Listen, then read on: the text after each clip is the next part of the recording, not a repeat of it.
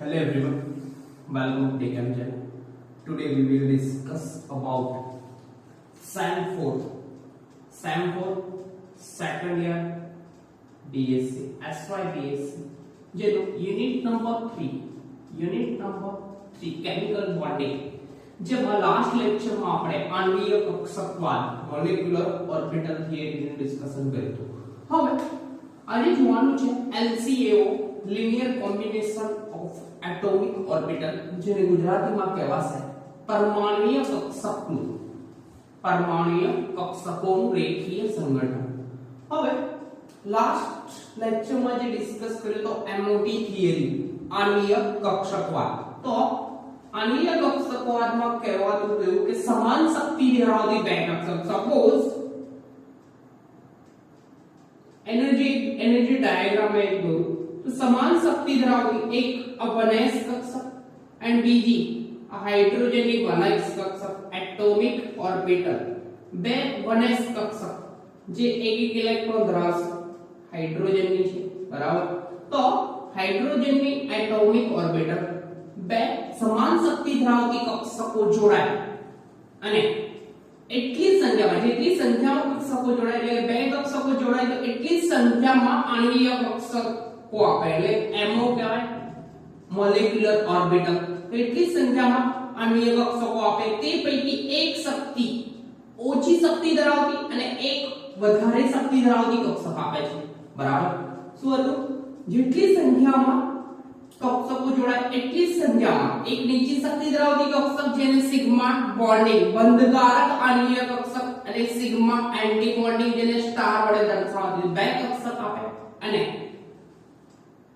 આ જોડાય તો આ રીતે એનો MO દોરવામાં આવે બરાબર. હવે આમાં ઇલેક્ટ્રોનની ગોઠવણી માટે આઉબાઉ પૌલી અને હુન્ડનો નિયમ એપ્લાય થાય. તો આઉબાઉ પૌલી અને હુન્ડનો નિયમ એમ કહે છે કે ઇલેક્ટ્રોન સૌથી પહેલા નીચી શક્તિ ધરાવતી, કેમ કે બોન્ડિંગ બને ત્યારે સૌથી નીચી શક્તિ ધરાવતી કક્ષકમાં જાય, ત્યારબાદ જ ઊંચી શક્તિ. તો નીચી શક્તિ ધરાવતી કક્ષકમાં બે ઇલેક્ટ્રોન કમ્પ્લીટ થઈ જાય, ત્યારબાદ ઊંચી શક્તિ ધરાવતી કક્ષકમાં જશે. તો આ બે પરમાણુય કક્ષકો, હાઇડ્રોજનની એટોમિક ઓર્બિટલ અને બીજા હાઇડ્રોજન, બે પરમાણુય કક્ષકો એટલે કે બે પરમાણુય કક્ષકો ભેગી થાય અને આણ્વીય કક્ષક મળે છે બરાબર. તો એ ભાઈને મેથેમેટિકલ ફોર્મમાં લઈ જવા માટે એટલે કે જ્યારે એટોમિક ઓર્બિટલ જે છે પરમાણુય કક્ષક, પરમાણુની જે કક્ષક છે બરાબર, તો બે ભેગી થઈને આણ્વીય કક્ષક બને. તો આ ભાઈને છે મેથેમેટિકલ ફોર્મમાં દર્શાવવામાં આવે બરાબર, ગણિતીય સ્વરૂપમાં. અને ગણિતીય સ્વરૂપમાં દર્શાવવા માટે આ જે સિદ્ધાંત યુઝ કરવામાં આવ્યો છે તો linear combination of atomic orbital LCAO, પરમાણુય કક્ષકોનું રૈખિક સંગઠન કરવામાં આવે છે. તો વર્ડિંગ આપેલું આ રૂલનું કહે છે કે અણુની આણ્વીય કક્ષકો સહસંયોજક બંધથી જોડાયેલા પરમાણુ એટલે કે બે પરમાણુ, જ્યારે પણ અણુ બને તો બે પરમાણુ જોડાય એકબીજા સાથે સહસંયોજક બંધથી. તો આ લોકો જોડાય છે તે શેનાથી? રૈખિક જોડાણથી જોડાય. શેનાથી જોડાય છે? રૈખિક જોડાણથી જોડાય છે. તો પહેલો પોઈન્ટ કહે છે આ થિયરીનો કે અણુની આણ્વીય કક્ષક, કઈ કક્ષક? આણ્વીય કક્ષકો.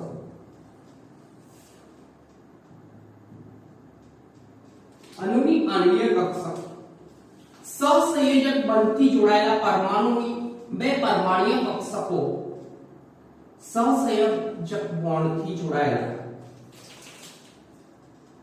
આણ્વીય કક્ષક સહસંયોજક બંધ, સહસંયોજક બંધથી જોડાયેલા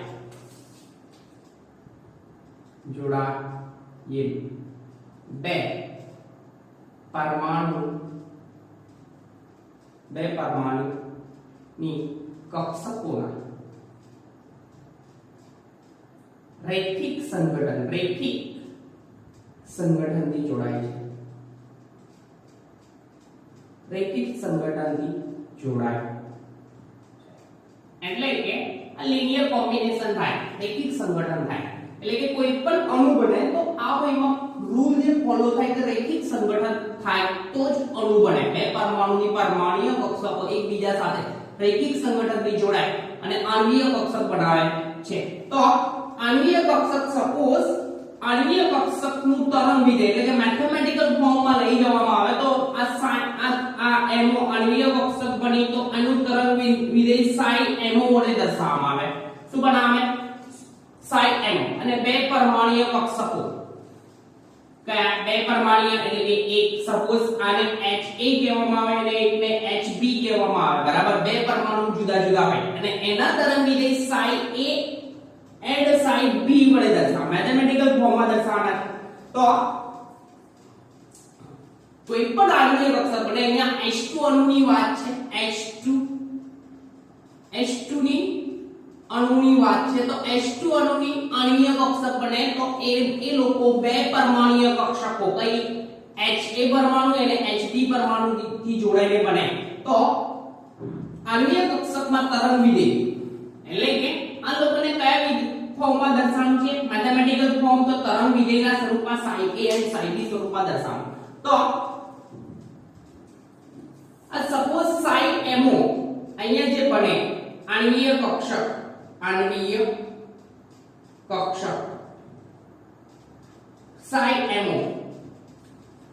psi mo બને તો બે પરમાણુ સપોઝ પરમાણુ a અને પરમાણુ b, તો પરમાણુ a ને તરંગ વિધેય psi a વડે દર્શાવવામાં આવે.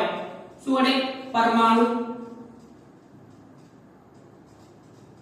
a ની પરમાણુય કક્ષકને psi a વડે દર્શાવવામાં આવે. કયા? પરમાણુય કક્ષકને psi a વડે દર્શાવવામાં આવે. અને પરમાણુ b હોય b પરમાણુ, તો એની પરમાણુય કક્ષકને psi b વડે દર્શાવવામાં આવે, બરાબર.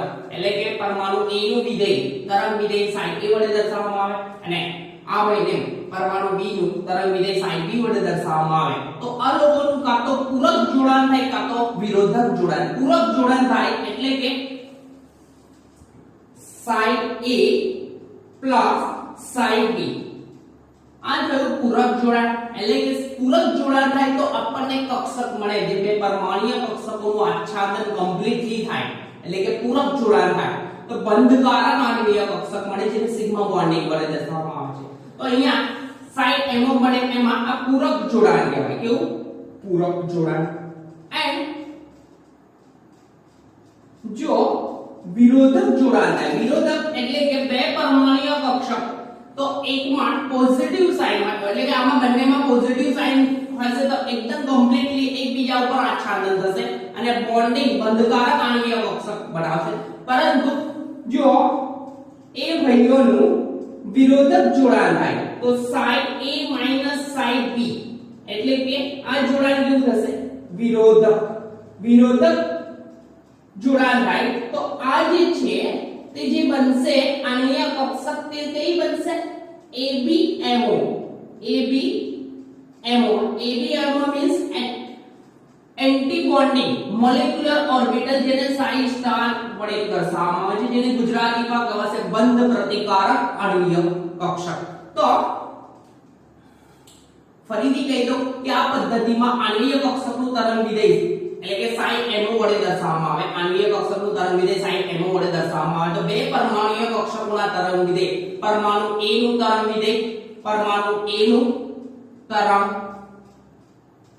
વિધેય psi a and પરમાણુ b નું તરંગ વિધેય psi b વડે દર્શાવવામાં આવે. તો આ બંનેનું પૂરક જોડાણ થાય, પૂરક કાં તો વિરોધક. આ બંને જે જોડાણ થાય છે તેને પરમાણુય કક્ષકોનું રેખીય સંગઠન કહેવામાં આવે છે. એટલે કે કાં તો પૂરક જોડાણ થાય કાં તો શું થાય? વિરોધક જોડાણ. પૂરક જોડાણમાં શું થાય કે બંને તરંગ વિધેય છે જેની સાઇન સેમ હશે એટલે કે એકબીજા પર આચ્છાદન થશે અને બંધકારક આણ્વિય કક્ષક બનશે સિગ્મા બોન્ડિંગ. અને જો વિરોધક જોડાણ થાય, વિરોધક એટલે કે આ બંને કક્ષક જે છે તે એકબીજાના બંધનો પ્રતિકાર કરશે. કઈ રીતના કરશે તે આગળ આપણે ડિસ્કસ કરીએ છીએ. તો આ બંનેનું કોમન એક વિધેયને આ બંનેને એક જ ફોર્મમાં sin mo equal to sin a plus or minus sin b આ રીતે એક ફોર્મમાં લખવામાં આવે છે જો પૂરક જોડાણ અને વિરોધક જોડાણ બંનેને એક ફોર્મમાં સેમ ફોર્મમાં એટલે કે લખવામાં આવે છે હવે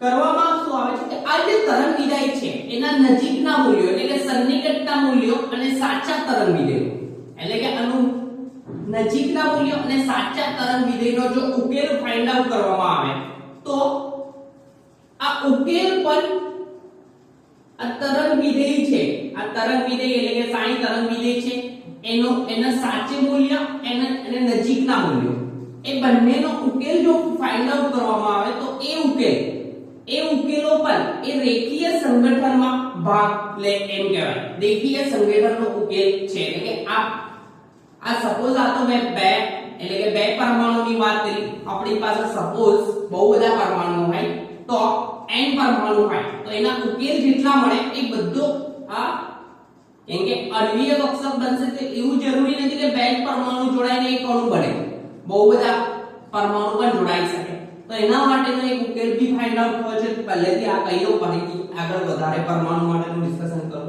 તો અણુની આણ્વીય કક્ષક કોઈ પણ અણુ બને તો સહસંયોજક જે બંધ બને તે બે પરમાણુ બે કે તેથી વધુ પરમાણુનો બનેલો હોય છે પરંતુ આપણે બે પરમાણુનું ડિસ્કશન કરીએ તો બે કે તેથી વધુ પરમાણુને પરમાણ્વીય કક્ષકોના રેખીય સંગઠનથી બનેલો છે હવે રેખીય સંગઠન એટલે શું કોઈ પણ બંધકારક એટલે કે આણ્વીય કક્ષક બને મોલેક્યુલર ઓર્બિટલ બને તો એ મોલેક્યુલર ઓર્બિટલ કા તો એ બંનેનું પૂરક જોડાણ એટલે કે એ પરમાણ્વીય કક્ષકોના પૂરક જોડાણથી બને કા તો વિરોધક જોડાણથી જો પૂરક જોડાણથી બને તો કઈ કક્ષક આપે બોન્ડિંગ કક્ષક બંધકારક આણ્વીય કક્ષક આપે અને જો વિરોધક જોડાણથી બને તો ABMO આવે એન્ટી બોન્ડિંગ મોલેક્યુલર ઓર્બિટલ બંધ પ્રતિકારક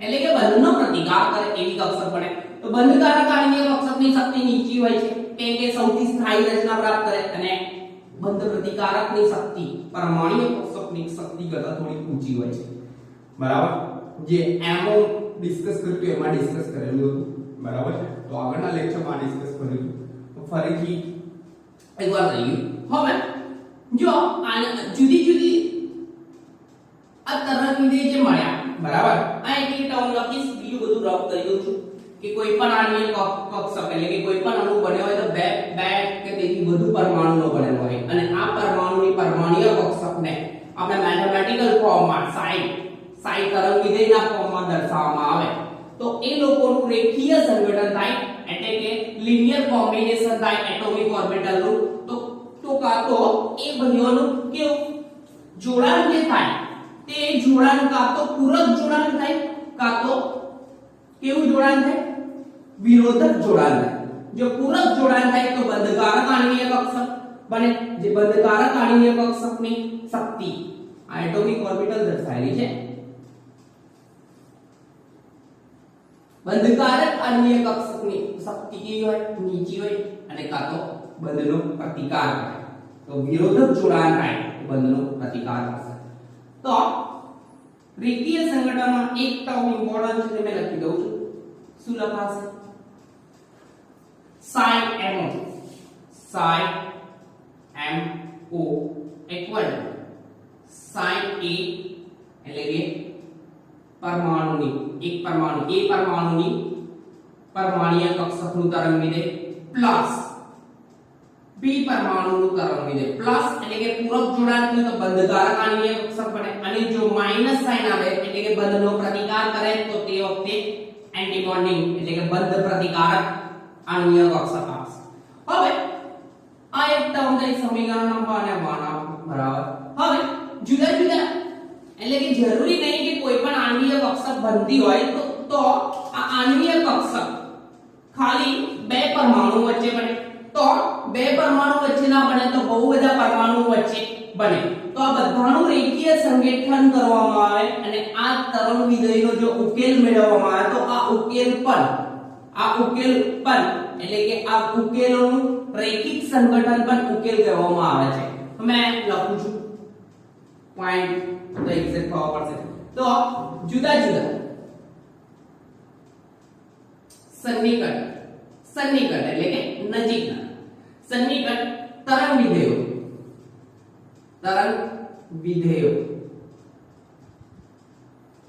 કેમ તરંગ વિધેયો આવે? કેમ કે બહુ બધા પરમાણુ જોડાય. Suppose 1 2 sin 1 2 sin 2 2 sin n સુધી જોડાય, બરાબર?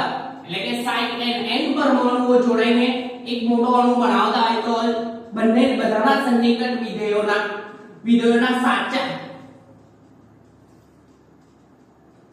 તરંગ વિધેય અને તેના ઉકેલ એટલે કે એ તરંગ વિધેય અને એના ઉકેલ નું રૈખિક સંગઠન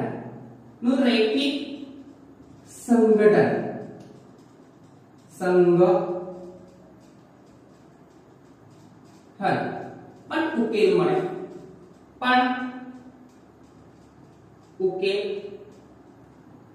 કહેવાય. હવે આપણે જોડે તો બેન્ચ છે બેની વાત કરીએ.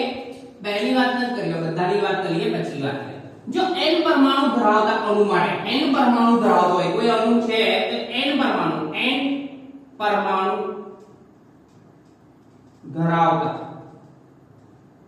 અણુ એટલે કે n પરમાણુ ધરાવતા અણુ માટે એની પરમાણુય કક્ષકો n પરમાણુ ધરાવતા અણુ માટે દરેક પરમાણુની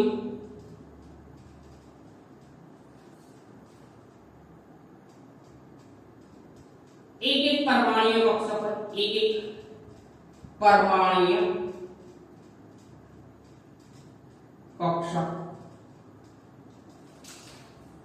હોય. એટલે એક પરમાણુ એટલે કે n પરમાણુય કક્ષક. સપોઝ એકને phi 1 વડે દર્શાવવામાં આવે તો બીજી પરમાણુય કક્ષકને phi 2 and ત્રીજીને phi 3, ચોથીને phi 4 dash phi n સુધીની પરમાણુય કક્ષક હોય, બરાબર? એટલે આને psi વડે દર્શાવ્યું તો phi વડે દર્શાવ્યું. તો આ બધાનું એટલે કે 1 to n પરમાણુ સુધીની વાત છે. 1 2 3 ડોટ n પરમાણુની આ વિધેયો છે, બરાબર? તો આનો ઉકેલ મેળવવામાં આવે એટલે કે એના નજીકના મૂલ્યો પરમાણુય કક્ષકો માટે ના સન્નિકટ મૂલ્યો એટલે કે ઉકેલ સન્નિકટ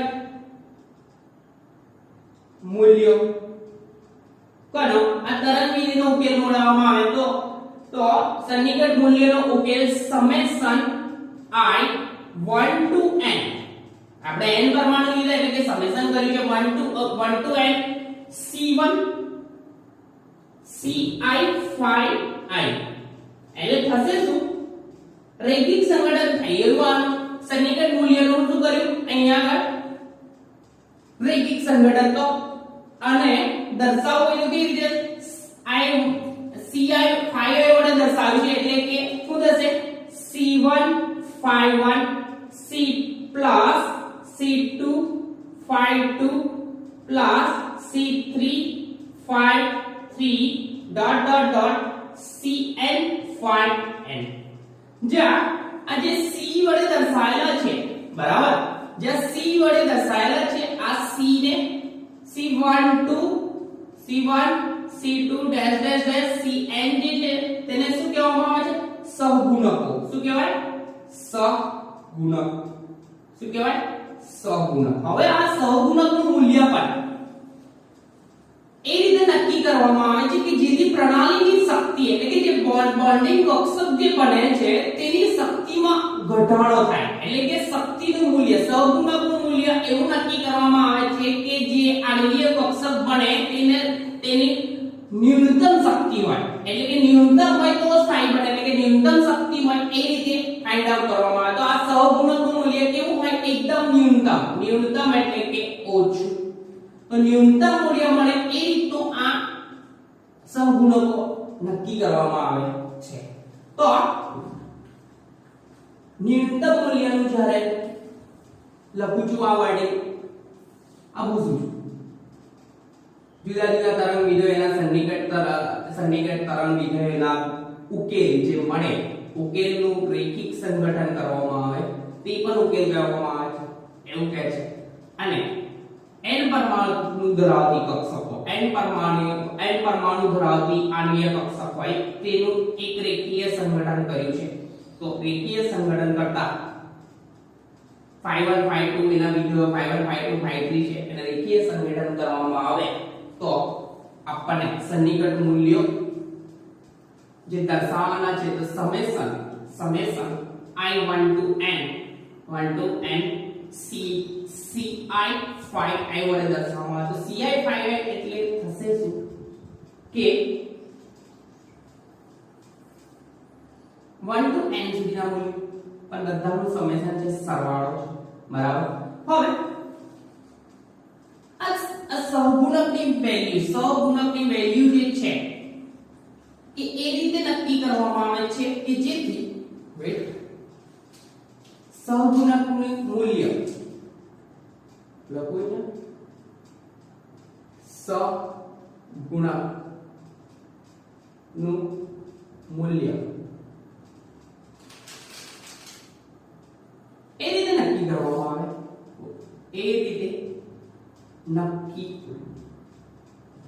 કરવામાં આવે કે જેથી પ્રણાલીની શક્તિ એટલે કે સિસ્ટમ જે છે આખી પ્રણાલી એનો બને છે પ્રણાલીની શક્તિ કેવી થાય ન્યૂનતમ થાય ન્યૂનતમ એટલે કે ઓછી ન્યૂનતમ થાય એટલે ન્યૂનતમ એટલે કોઈ પણની શક્તિ ઓછી હોય એનો મતલબ એટલે કે સ્થાયી બને. કેવી બને સ્થાયી. કોઈ પણ વસ્તુ હોય કોઈ પણ આણ્વીય કક્ષક હોય તે સ્થાયી થવાનો ગુણ ધરાવતું હોય તો આ વસ્તુ એટલે કે ન્યૂનતમ મૂલ્ય એટલે તેનું વિકલન કરવામાં આવે de એનર્જી વિરુદ્ધ dc1 એનો ઉકેલ મળે તો એનો વેલ્યુ મળે 0 કે c1 બે પરમાણુ માટે c1 and de upon dc2 એનો વેલ્યુ બી કેવું મળે 0 કે એનો મૂલ્ય ન્યૂનતમ છે.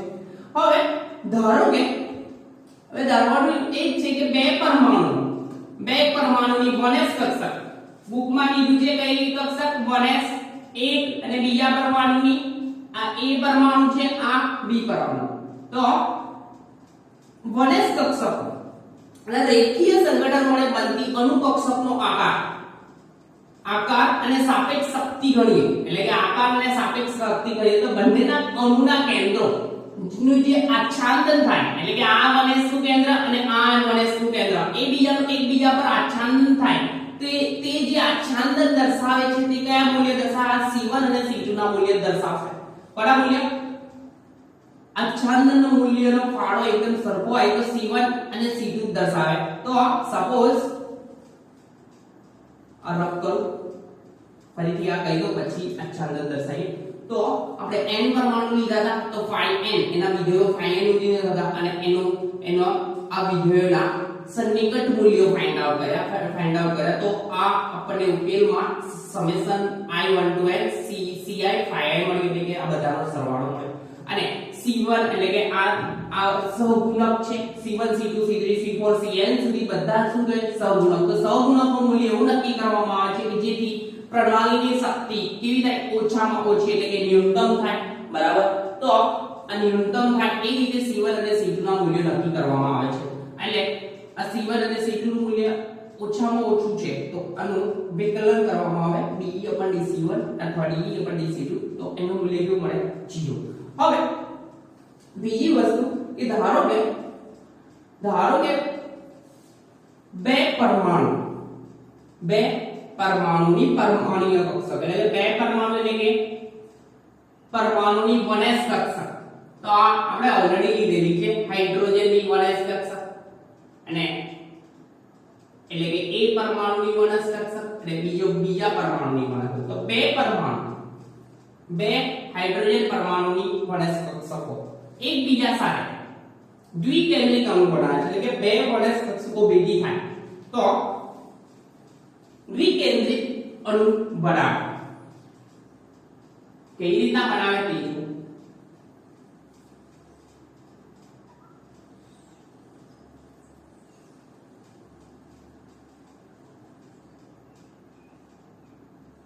એક સેકન્ડ ડ્રોપ કરી.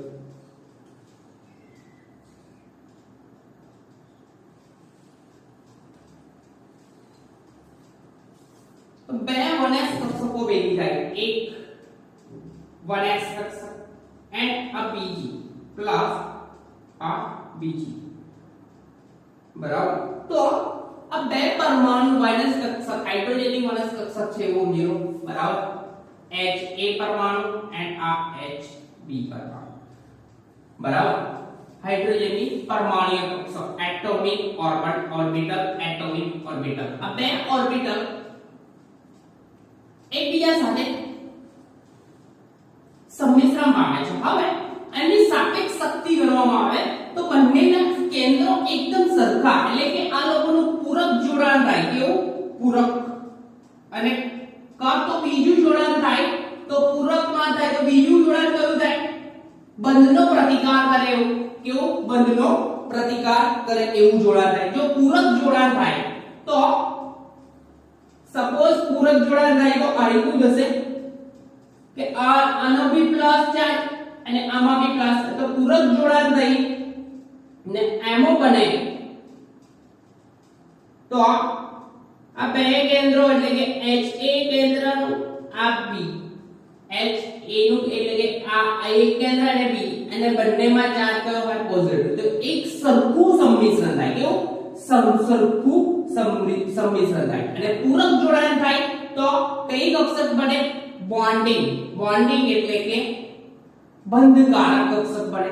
અને જો આ બંનેમાં શું થાય કે સપોઝ એકમાં ચાર્જ જુદો હોય નેગેટિવ, તો થશે કેવું કે આ બંને ભાઈઓ શું કરશે? બંધનો પ્રતિકાર કરશે. બંધનો પ્રતિકાર એટલે કે પોઝિટિવ વાળું કેન્દ્ર આ જશે અને આ પોઝિટિવ વાળું કેન્દ્ર અને આ બીજો નેગેટિવ એકબીજાથી દૂર જવાનો પ્રયત્ન કરશે, બરાબર. આ Ha નું કેન્દ્ર થશે Ha નું અને આ, તો આમ કહેવાય એન્ટી બોન્ડિંગ મોલેક્યુલર ઓર્બિટલ. અને આ કઈ થશે? BMO એટલે કે બોન્ડિંગ મોલેક્યુલર ઓર્બિટલ. એ કહેશે બંધકારક આણ્વીય કક્ષક, એટલે કે મોલેક્યુલર ઓર્બિટલ લખું અને આ બંધ પ્રતિકારક. તો અહીંયા જે થાય છે બંધકારક આણ્વીય કક્ષક જે મળે એનું તરંગ વિધેય જો દર્શાવવામાં આવે તો sin પ્લસ વડે દર્શાવવામાં આવે. શું હશે વડે? sin પ્લસ વડે. તો sin A plus sin B વડે દર્શાવવામાં આવે. અને અહીંયા આચ્છાદન, આ બંને પરમાણુ સરખા પ્રમાણમાં એકબીજા પર આચ્છાદન થાય એટલે કે અહીંયા C1 અને આ બીજો પરમાણુ C2. તો અહીંયા C1 C2 થશે કેમ કે આચ્છાદન કેવું છે? એકદમ સરખું. તો C1 C2 આચ્છાદનનું મૂલ્ય દર્શાવાય છે. ખબર પડે? તો જ્યારે બે પરમાણુ જોડાય તો એક વખતે પૂરક જોડાણ થાય. શું થાય? પૂરક જોડાણ થાય તો બંધકારક આણ્વીય કક્ષક એટલે કે આચ્છાદન બે કક્ષકોનું પરમાણુય કક્ષકોનું એકદમ સરખું હોય તો એક પરમાણુય કક્ષકનું C1 જેટલું અને બીજીનું C2, તો બંનેનું આચ્છાદન કેવું? એકદમ સરખા પ્રમાણમાં થાય એટલે જે કક્ષક બને બંધકારક આણ્વીય કક્ષક બને. અને બંધકારક આણ્વીય કક્ષક બને ત્યારે શક્તિમાં શું થાય? ઘટાડો થાય, એકદમ સ્થાયી બને છે. અને જ્યારે બંધનો પ્રતિકાર કરે તો અહીંયા આનું તરંગ વિધેય psi માઈનસ વડે દર્શાવાશે એટલે C1 sin A minus C2 sin B, બરાબર. તો આ થયું બંધ પ્રતિકારક આણ્વીય કક્ષક જેને આ વડે દર્શાવવામાં આવે છે. ખબર પડે? તો આ થયું શું થયું? બે પરમાણુય કક્ષક કક્ષકનું રેખીય સંગઠન જેને મેથેમેટિકલ ફોર્મમાં દર્શાવવામાં આવે છે અને ઓરિજિનલ ફોર્મમાં જે દર્શાવવામાં આવે છે તે કક્ષક આ કે હાઇડ્રોજનની 1s A પ્રકારની કક્ષક અને બીજી હાઇડ્રોજનની B પ્રકારની કક્ષક બરાબર. તો બેમાં એક એક ઇલેક્ટ્રોન રહેલો છે તો દર્શાવ્યો.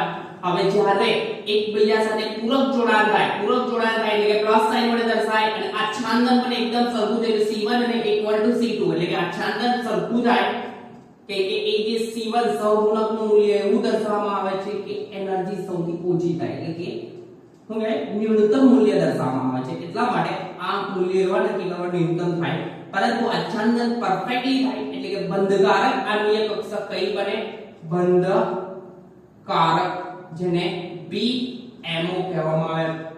BMO એટલે કે બોન્ડિંગ મોલેક્યુલર ઓર્બિટલ. અને જો બંધનો પ્રતિકાર કરે એટલે કે આ જોડાણ કેવું થાય બંધનો પ્રતિકાર કરે એટલે કે આ લોકોનું વિરોધક જોડાણ થાય તો બંધનો પ્રતિકાર કરે એટલે ઊંચી શક્તિ ધરાવતી સિગ્મા સ્ટાર કક્ષક મળે જેને એન્ટી બોન્ડિંગ મોલેક્યુલર ઓર્બિટલ કહેવામાં આવે. શું કહેવામાં આવે એન્ટી બોન્ડિંગ.